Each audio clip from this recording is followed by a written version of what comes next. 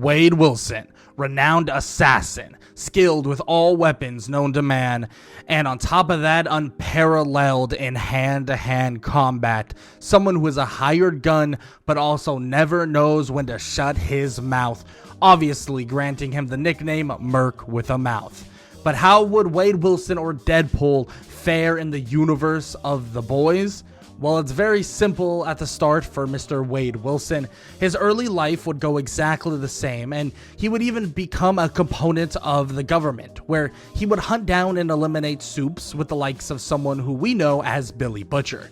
But soon his antics would have him fall out of favor with the government, and frankly Vought wouldn't want much to do with the loudmouth assassin, at least at the moment, and that would it would flat out just bring more attention that wasn't gonna be very good attention, at least not to Vought. So Wade would go on, take on bounties from time to time, offering figures that the wealthy would want gone, and eventually Wade would maybe be out and about. Maybe he was shopping for groceries, maybe he was designing his extremely small studio apartment or something like that, and he would just collapse in the middle of the store. What would happen to him? Well, he would be immediately taken to the hospital, to where he would learn he would have terminal cancer, giving him a very, very, very short time span to actually live. But with Wade Wilson, it's never the end, especially with this terminal ill cancer, even though terminal means, immediate, or you are going to die very soon, or, all of the above. But still, this is not going to be the end of Wade Wilson, because news of his cancer would reach people at Vought, and they would think that this might be the perfect time to try something that they've been working with, so they decide to actually call up the Merc with the Mouth, someone who they didn't really want to work with in the first place, but who is probably going to be an interesting candidate for something they've been working on. So they decide to bring him in, and they tell him that they're going to try their best to actually cure him of this cancer, and they have an experimental way of doing so. So they get Wade to come into a facility where he would be put under extreme conditions, and at the same time he would be getting pumped full of Compound V. These experiments would be setting up for basically their use of temporary V or temp V going to the government and making all of that money, but this would be part of their experimental trials. But what they didn't know was that Wade's body would react to Compound V far different than anybody could possibly imagine. Because one day, Dr. Kilbrew would go check in on, Wade Wilson to see what the progress was like, see what was going on, see how Compound V is more or less affecting him for the most part, and he would walk over to the sealed up Wade, and he would look at him and think, well, maybe he's dead. I mean, it might be over now. I mean, seriously, the guy has went through hell, and there's a good chance that he croaked over. I mean, at least he's, shutting up now.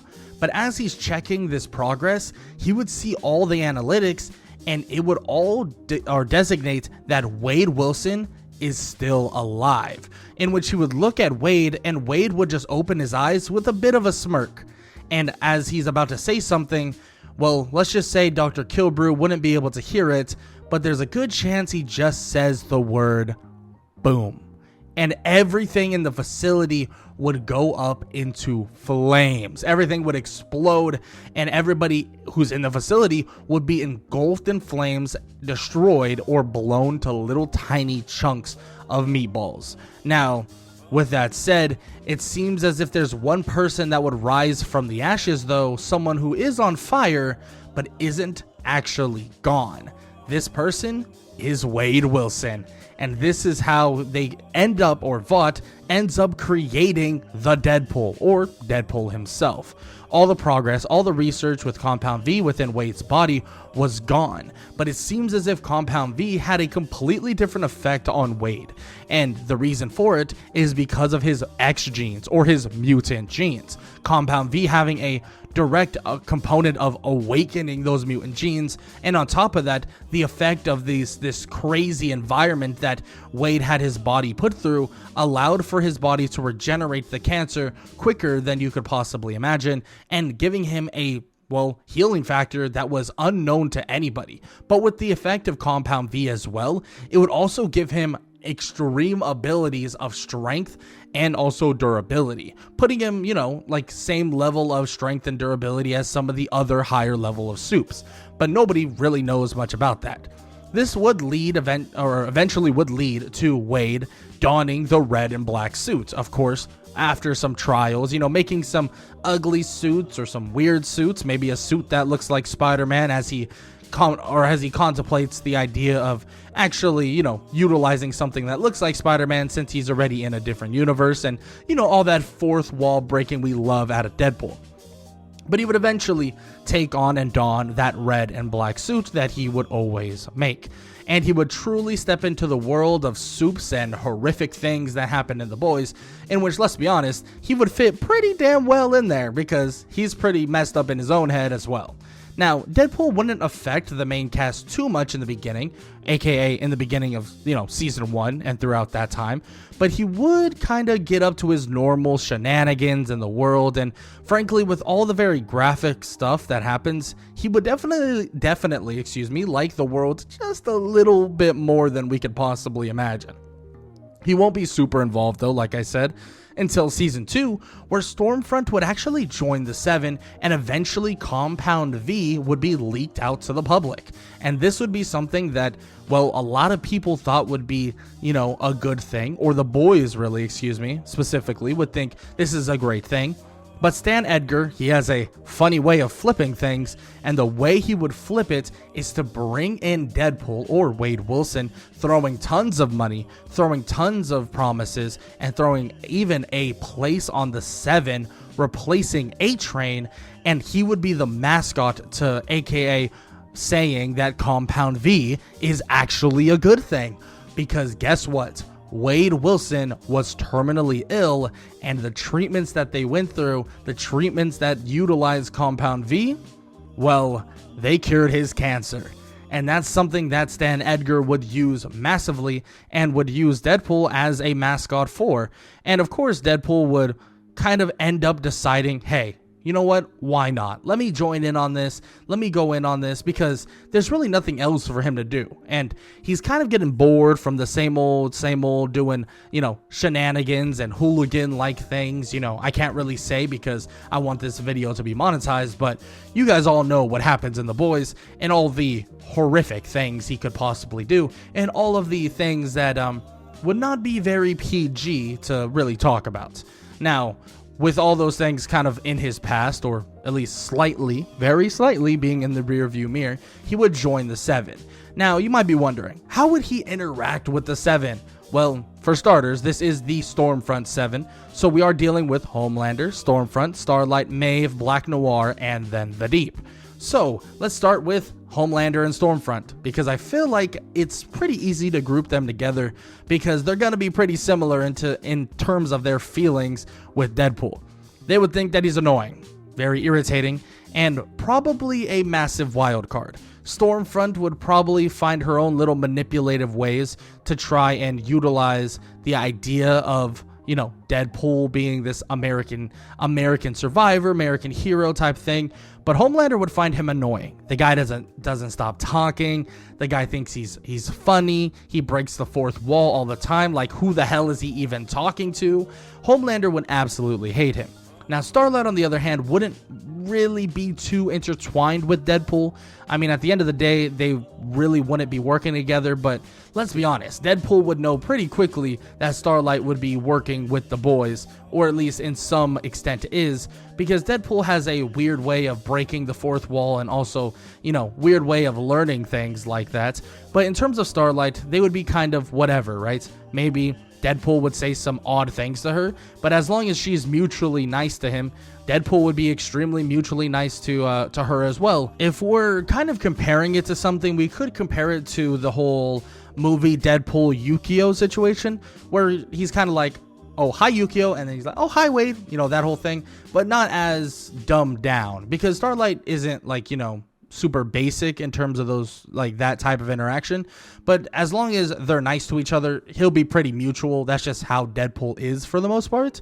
And he wouldn't be, too bad with messing with her or saying anything too messed up to her or anything like that. Now, on top of that, we could also talk about Maeve, which Maeve would probably absolutely despise Deadpool.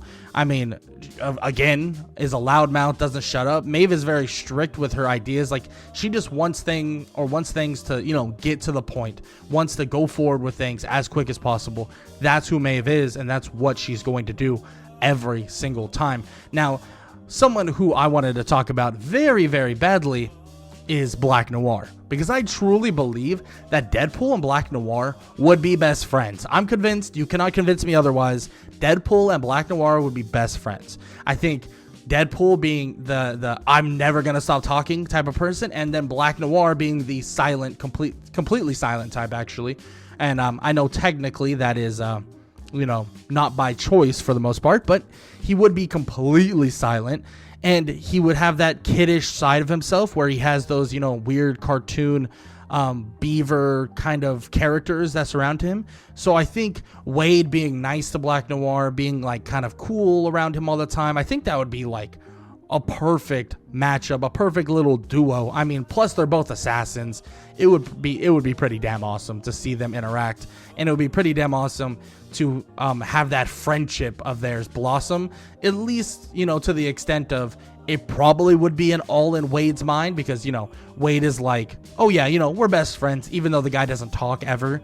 But then you never know. Black Noir could be like, hey, I actually really like this guy, but I just can't say it, type of thing. And I truly believe that their friendship would be the most solid of them all, like hands down the most solid, especially because Wade and him can bond over the fact that their faces are absolutely jacked up, like absolutely messed up.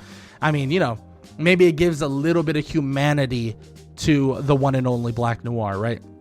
Now, in terms of the Deep, though, Wade probably wouldn't like the Deep very much. I mean, especially after hearing what the Deep did. At the end of the day, Wade does have some sort of respect, you know what I mean? And he wouldn't go that far. Like, that is horrible. Like, Wade, especially the movie version, which I am inspiring this What If more or less on, is the movie version.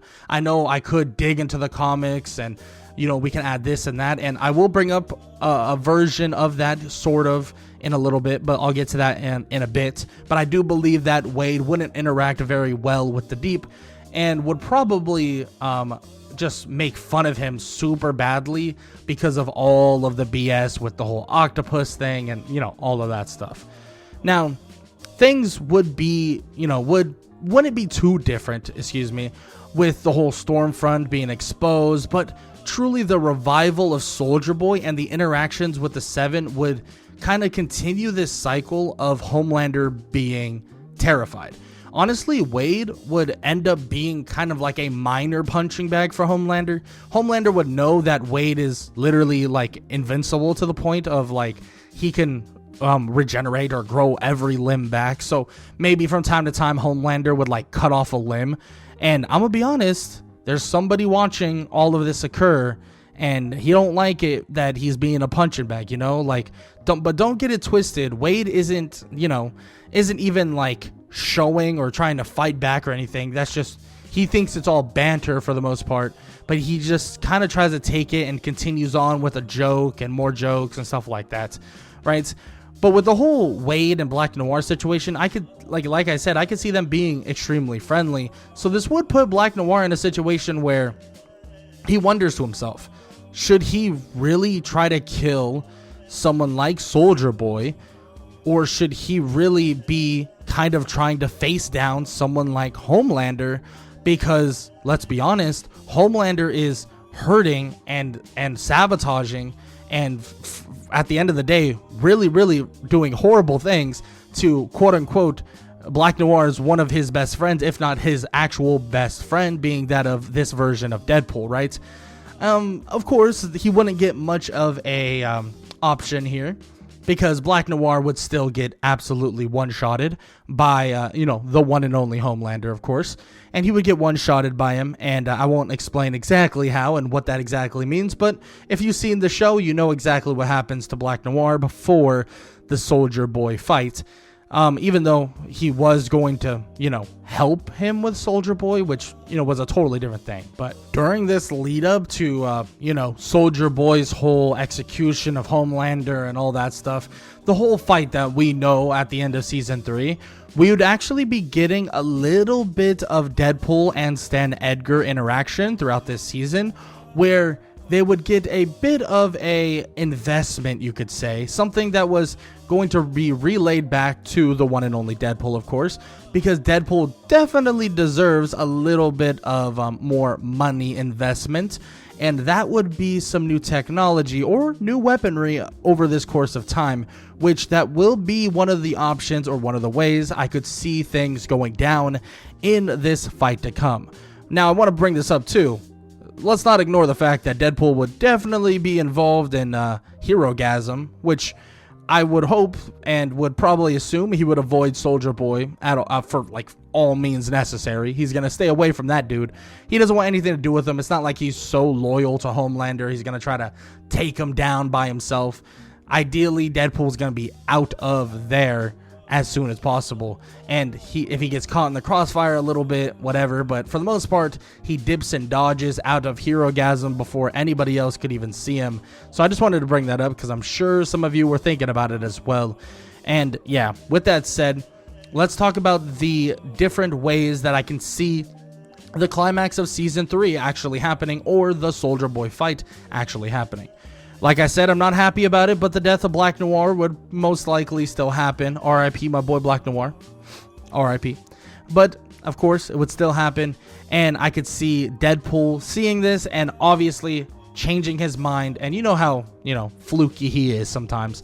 So he would definitely change his mind, be like, hey, he just, erased Black Noir off of the face of the earth, so I'm not going to be on that guy's side no more. So he decides, I'm no longer going to be a Homelander stan, which he never really was, but of course he would probably make jokes about that as well. But he's no longer going to be on the side of Homelander. He's now going to be on the side of whoever is going to fight Homelander and take him down. So let's talk about the possible first scenario, and a scenario involving technology that in the comics Deadpool does get, and in this scenario he could possibly have with Vought on his side, or Stan Edgar, who is probably taken away by now, but that's to come. Now for the first scenario. The first scenario I could see actually happening is Deadpool acting like he is on the side of Homelander. But as they're about to basically attack Homelander and end all of this, Deadpool would make a sign of more or less that he's going to turn on Homelander. Turning on Homelander and allowing Maeve, allowing, Butcher and also Soldier Boy to get their hands on Homelander himself, and is about to take away his powers for good, or even possibly end game him, right? And Deadpool would see that Ryan, or someone that is there, is an issue. Ryan is a massive issue because he's stopping Billy Butcher from succeeding in this mission. But so of course, what does he decide to do? Well, in this scenario, Deadpool grabs Ryan and teleports away, granting him, well, I wouldn't call it powers because I know normally it's just technology, but his ability to quote unquote teleport would allow him to get Ryan away. Maybe Ryan would punch a hole through Deadpool during this time, but it would allow Soldier Boy to actually hit Homelander with a blast, taking away Homelander's powers for good. Now, you might be wondering, or might be saying, hey, he probably wouldn't have his teleportation device or his powers to teleport, so how about we get rid of that? And I agree, there's definitely a scenario where he can't teleport, and that doesn't actually happen, where we get a actual scene or a fight scene where it's a Maeve and Deadpool versus Homelander. And I think we cannot underestimate how strong Deadpool truly is.